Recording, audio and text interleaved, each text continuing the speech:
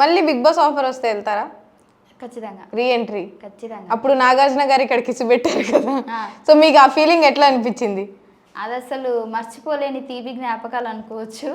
నాకు చాలా బాగా అనిపించింది. అంటే నేను ఫస్ట్ ఆఫ్ ఆల్ నేను సార్ని చూడంగానే ఏడ్చేసిన అప్పుడు. నాకు ఎందుకనంటే అసలు నేనేంటి, నా రేంజ్ ఏంటి, నేను ఎక్కడ ఉండాల్సిందని సార్ ముందున్నాను, అసలు సార్ని నేను చూస్తున్నాను అనే ఆ ఫీలింగ్లో నేను ఉండిపోయాను. అలాంటిది సార్ కూడా ఏమాత్రం అంటే ఆ ఫీలింగ్ లేకుండా నాకు ఇక్కడ కిస్ ఇస్తే నాకు కొద్దిగా షై ఫీల్ వస్తుంది తెలుసుకొని చూసిన తర్వాత నేను వెళ్ళిపోయేటప్పుడు వాంటెడ్ ఇంకొకటి నేను బయటకు వచ్చిన తర్వాత కూడా వేరే షోలో కూడా ఇచ్చాడు. సో నాకైతే హ్యాపీగా అనిపిస్తుంది, నాకు మంచిగా అనిపించింది ఫీలింగ్. అంటే ఎవరికి ఇవ్వలేని మీకెందుకు ఇచ్చాడు? మీరు ఆ స్పెషాలిటీ ఏముందంటారు? మీరు అయస్కాంతమా?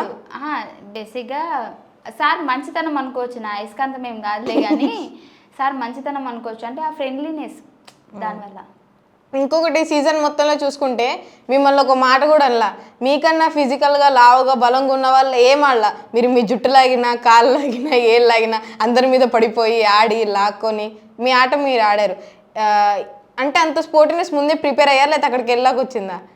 అప్పుడని కాదు, నేను స్కూల్లో కూడా గేమ్ పెడుతున్నారంటే నాలో తెలియని ఒక శక్తి వచ్చేస్తుంది. ఇప్పుడు నేను ఎంత వీక్ ఉన్నా సరే గేమ్ అంటే గెలవాలి అనే ఒక ఆలోచన రావడం వల్ల ఏదైతే అదే అని చెప్పేసి ముందుకెళ్ళిపోతూ ఉంటా. నా స్కూల్ ఫ్రెండ్స్ని అడిగినా మీకు తెలుస్తుంది. అంటే గేమ్స్ పెడితే నేనులా ఉండను. ఫస్ట్ ఆఫ్ ఆల్ గెలవాలి అనే ఆలోచన ఒక్కటే నాకు కనిపిస్తూ ఉంటుంది అన్నమాట. దానివల్ల నేను ఏం చేస్తాను నాకు తెలియదు. ఆ తపన ఒకటే ఉంటుంది, తపన ఆడాలనే తపన.